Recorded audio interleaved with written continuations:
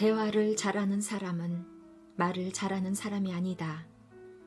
말을 잘 들어줄 뿐 아니라 상대가 말을 잘할 수 있도록 이끄는 사람이다. 상대의 입이 열리고 마음이 열리도록 이끄는 사람이다. 입이 열리지 않으면 마음도 열리지 않는다. 대화를 잘하는 사람은 몇 마디 말하지 않고도 내 마음의 문을 연다. 안녕하세요. 책 읽는 목소리 로이입니다. 오늘 여러분들과 함께할 책은 데일 카네기의 인간관계론입니다. 출판사는 리베르, 지은이 데일 카네기, 옮기니 강성복, 정택진. 1936년에 쓴 이 책은 원래의 제목은 친구를 만들고 사람들을 설득하는 법이었습니다. 데일 카네기는 세계 최초의 비즈니스맨을 위한 대화술 훈련 과정을 개설해서 엄청난 성공을 거두었습니다. 그러나 인간관계에 대해 가르치는 것이 더 중요하다는 것을 깨닫게 되면서 적당한 책을 찾지 못하자 직접 이 책을 쓰게 되었다고 합니다. 카네기 기술연구소의 추가적인 연구에 의하면 엔지니어링 같은 기술적인 분야에서도 기술적 지식이 경제적 성공에 기여하는 바는 15%에 불과하고 나머지 85%는 인간관계의 기술, 즉 성격과 통솔력에 달려있다고 합니다. 인간관계 속에서 일어난 사례들을 통해서 펼쳐주는 이 책은 인간관계의 지침서가 됩니다. 세상 모든 사람들은 행복을 추구합니다. 그러나 행복을 찾는 방법을 알고 하는 사람들은 그 어떤 외적 상황보다 내적 조건에 달려있다고 합니다. 우리들 자신 스스로가 행복을 어떻게 생각하고 통제하고 있는지가 행복을 결정하게 되는 것이죠. 지금까지 전 세계적으로 6천만 부 이상 판매된 이 책은 왜 상대를 비난하면 효과가 없는지, 왜 토론을 통해서 상대를 설득하는 것은 불가능한지, 왜 상대방은 내 말대로 하지 않으려 하는지 등을 풍부한 사례들을 통해서 알려줍니다. 이 책은 총 6부로 나눠져 있습니다. 1부, 사람을 다루는 기본 테크닉. 2부, 사람의 호감을 얻는 6가지 방법. 3부, 상대방을 설득하는 12가지 방법. 4부, 반감이나 반발 없이 상대를 변화시키는 9가지 방법. 5부, 기적을 일으킨 편지들. 6부, 행복한 가정을 만드는 7가지 비결. 이 중 일부분을 읽어보겠습니다. 함께 들으시면서 인간관계 속에서 모두들 성공하시기를 바랍니다.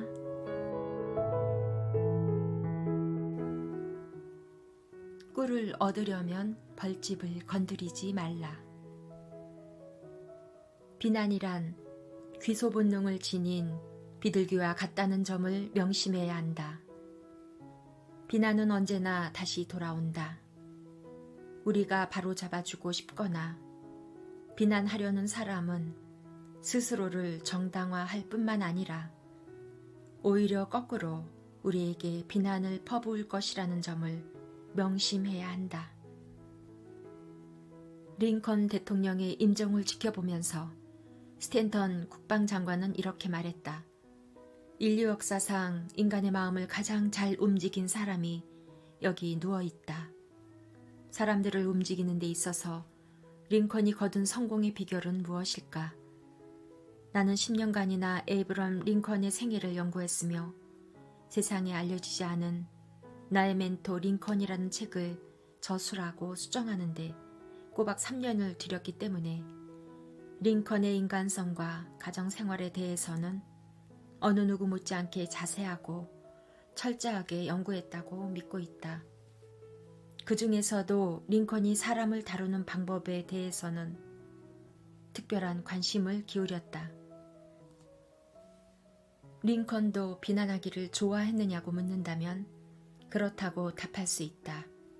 적어도 그가 어떤 깨달음을 얻기 전까지는 그랬다. 예를 들면 인디애나주의 피전 크리크 밸리에서 살던 젊은 시절의 링컨은 곧잘 다른 사람을 비판했을 뿐만 아니라 그 사람을 조롱하는 편지나 시를 지어 사람들 눈에 잘 띄는 길가에 놓아두곤 했다.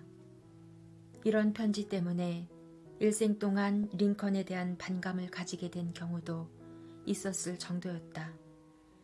그리고 일리노이주의 스프링필드에서 변호사로 개업한 이후에도 링컨은 신문 투고를 통해 상대방을 공개적으로 공격하곤 했는데 한 번은 너무 지나쳐 큰 말썽을 일으켰다.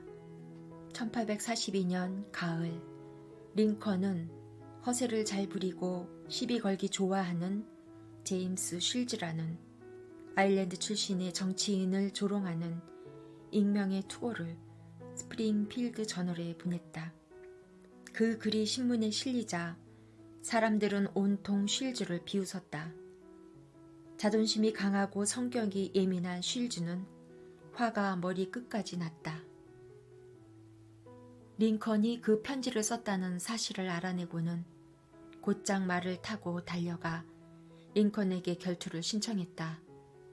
싸우고 싶은 마음도 없고 원래 결투라는 것을 반대하는 링컨이었지만 당시로서는 결투를 하지 않을 수 없었다. 자신의 명예가 걸린 문제였기 때문이다. 링컨에게 결투 도구의 선택권이 주어졌다. 팔이 길었던 링컨은 기병대용 장검을 택했다. 그리고 육군 사관학교를 졸업한 사람에게서 장검을 사용한 결투에 대한 교습도 받았다. 드디어 결투를 하기로 약속한 날, 두 사람은 미시시피 강변의 모래사장에서 만났다. 그리고 목숨을 건 결투를 시작하려는 순간 쌍방 입회인의 적극적인 중재로 결투는 중지되었다. 이 사건은 링컨의 개인사에서 가장 끔찍한 사건이었다. 이 사건으로 인해 링컨은 사람을 다루는 방법에 대해 소중한 교훈을 얻었고 그 후 다시는 남을 조롱하는 편지를 쓰지 않았다. 또한 그때부터 결코 어떤 일로도 다른 사람을 비난하지 않게 되었다. 크건 작건 간에 누군가의 아픈 곳을 찌르는 비판을 하면 거기서 생긴 분노는 수십 년이 지나도 누그러지지 않고 죽을 때까지 이어간다. 그 비판이 정당하냐 아니냐 하는 문제는 문제가 되지 않는다. 사람들을 대할 때 상대방을 논리의 동물이라고 생각하면 큰 오산이다. 상대방은 감정의 동물이며 편견으로 가득 차 있고 자존심과 허영심에 의해 움직인다는 사실을 명심해야 한다. 비판은 위험한 불씨다. 비판은 자존심이란 화약고에 폭발을 일으키기 쉬운 그런 불씨다. 이런 폭발은 때로는 수명을 단축시키기도 한다. 청년 시절 사교술이 없기로 유명했던 벤저민 프랭클린은 훗날 뛰어난 외교적 기교를 배워 사람들을 다루는데 능수능란했기 때문에 프랑스 주재 미국 대사로 임명되었다. 그의 성공 비결은 무엇이었을까? 그는 이렇게 말했다. 다른 사람의 험담은 절대 하지 않습니다. 다만 누구든지 장점을 찾아내 칭찬하지요. 사람을 비판하거나 비난하거나 불평이나 잔소리를 늘어놓는 건 어떤 바보라도 할 수 있다. 그리고 실제로 바보들은 대부분 그렇게 하고 있다. 하지만 이해하고 용서하는 것은 뛰어난 품성과 자제력을 갖춘 사람만이 할 수 있다. 칼라일은 이렇게 말했다. 위대한 사람의 위대함은 평범한 사람들을 대하는 태도에서 드러난다. 사람들을 비난하기 이전에 그들을 이해하려고 노력하자. 그들이 왜 그런 행동을 하는지 곰곰이 생각해보자. 이러는 편이 비판보다 훨씬 더 유익하며 흥미롭기도 하기 때문이다. 또한 이렇게 할 때 우리는 사람들에 대해 공감할 수 있고 관용을 보이고 또 친절을 베풀 수 있다. 모든 것을 알게 되면 모든 것을 용서하게 된다. 영국의 위대한 문호 존슨 박사는 이렇게 말했다. 하느님도 죽기 전까지는 사람을 심판하시지 않는다. 하나님도 이럴진데 우리야 말에 무엇하겠는가. 사람들을 성공으로 이끄는 방법. 피트 발로는 내 오랜 친구다. 그는 동물쇼를 하면서 오랫동안 서커스단과 고개단을 따라 떠돌아다녔다. 나는 피트가 새로운 개를 데려다가 쇼에 내보낼 수 있게 훈련시키는 것을 구경하길 좋아했다. 나는 그가 개가 조금이라도 더 잘하면 쓰다듬으며 칭찬하고 고기를 주는 등 야단 법석을 떠는 것을 보았다. 그것은 새로운 방법이 아니었다. 동물 조련사들은 그와 같은 방법을 수백 년 전부터 사용해왔다. 그런데 왜 우리는 개를 훈련시킬 때 사용하는 것과 똑같은 상식을 사람을 변화시키고자 할 때는 쓰지 않는 걸까? 왜 우리는 채찍 대신에 고기를 쓰지 않는 것일까? 왜 우리는 비난 대신에 칭찬을 사용하지 않는 것일까? 조그마한 진전이라도 보이면 칭찬을 해주도록 하자. 그러면 상대는 더욱 분발하게 되는 법이다. 예를 들면 50년 전 10살 난 소년이 나폴리에 있는 공장에서 일을 하고 있었다. 그는 가수가 되고 싶었으나 그의 첫 번째 선생님이 길을 꺾어 놓았다. 그 선생님은 소년에게 이렇게 얘기했다. 너는 노래를 할 수 없어. 내 목소리에는 울림이 전혀 없어. 내 목소리는 꼭 문틈으로 새는 바람소리처럼 들린다. 하지만 가난한 농부였던 소년의 어머니는 소년의 어깨를 감싸 안으며 칭찬하고 소년이 노래를 잘할 수 있으며 벌써 나아지고 있다고 얘기해 주었다. 그리고 돈을 아껴 소년의 음악 수업 비용에 충당하려고 맨발로 걸어 다니기도 했다. 농부였던 어머니의 칭찬과 격려가 소년의 인생을 바꿔놓았다. 여러분도 그에 대해 들어보았을 것이다. 그의 이름은 카루소였다. 우리는 지금 사람을 변화시키는 방법에 대해 얘기하고 있다. 하지만 여러분이나 내가 상대에게 영감을 불어넣어 그가 숨겨진 보물을 갖고 있다는 사실을 깨닫게 한다면 우리는 사람을 단순히 변화시키는 것을 넘어서서 문자 그대로 완전히 다른 사람이 되게 할 수도 있다. 과장으로 들리는가?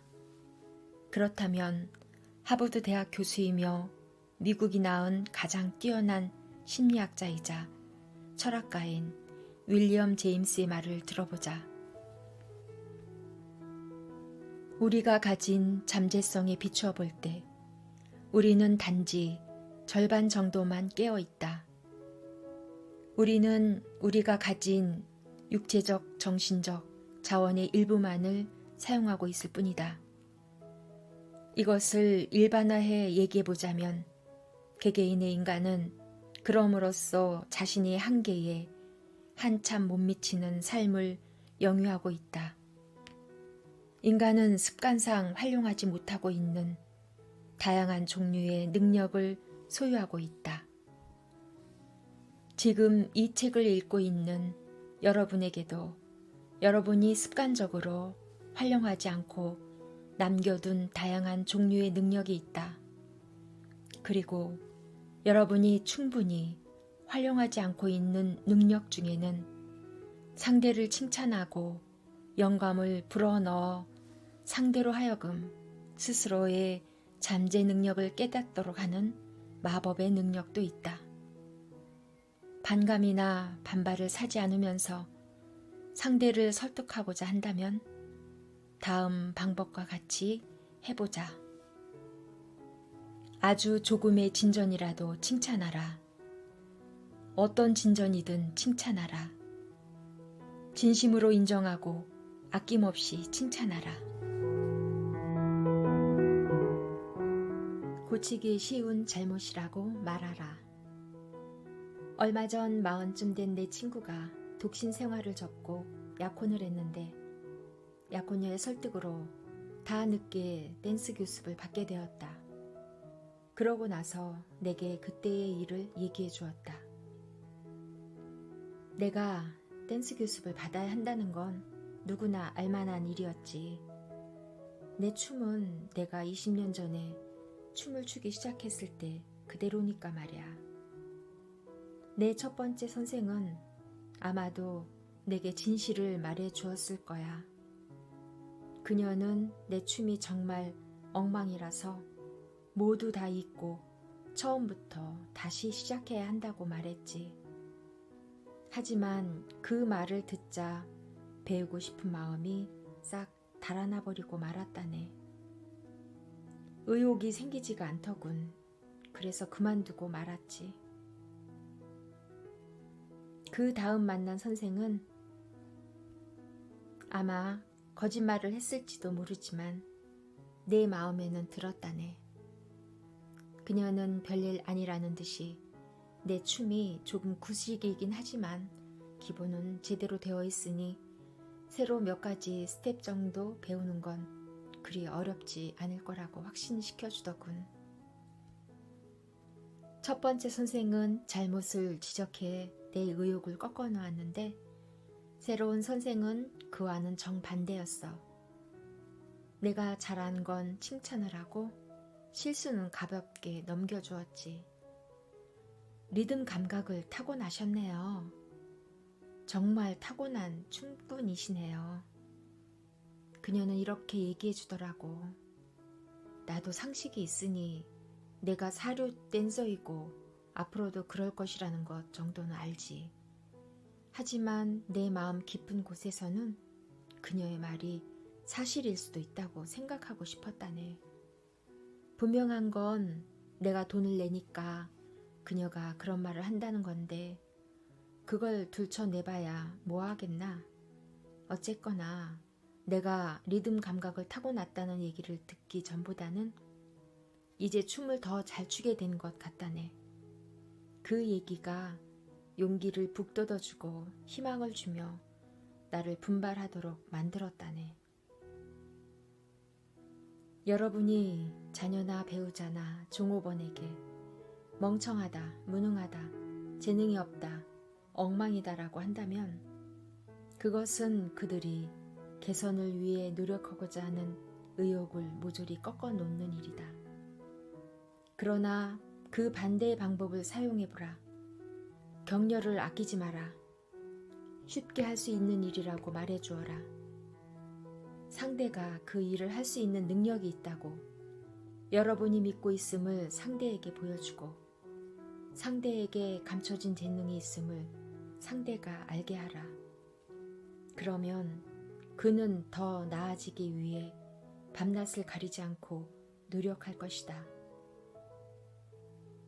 로웰 토머스가 이용하는 방법도 바로 이것이다. 그가 인간관계의 대가라는 사실은 두말할 필요도 없다. 그는 상대를 칭찬한다.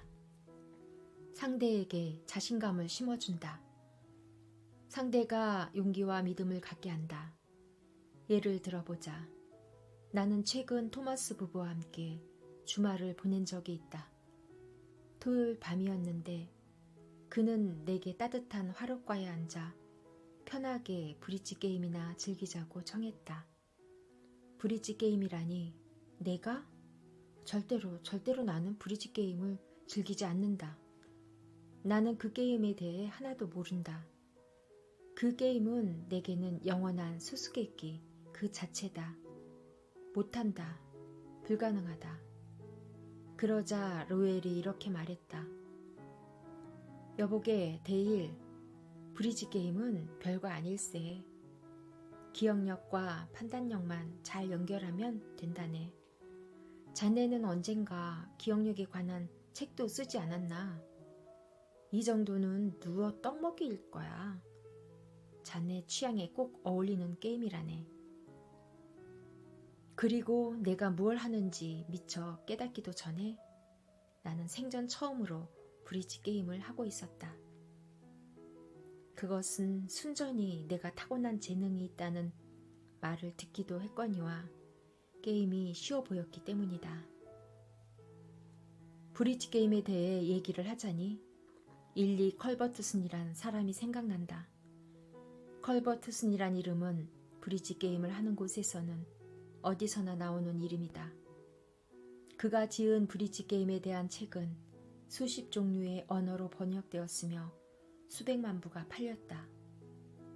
하지만 그가 내게 털어놓은 바에 따르면 한 젊은 여인이 자기에게 게임에 대한 재능이 있다고 확신시켜 주지 않았더라면 자기는 결코 브릿지 게임에 정통해지지 않았을 것이라고 했다. 그는 1922년 미국에 도착했다. 그때 그는 철학과 사회학을 가르칠 수 있는 자리를 찾아보았으나 찾을 수가 없었다.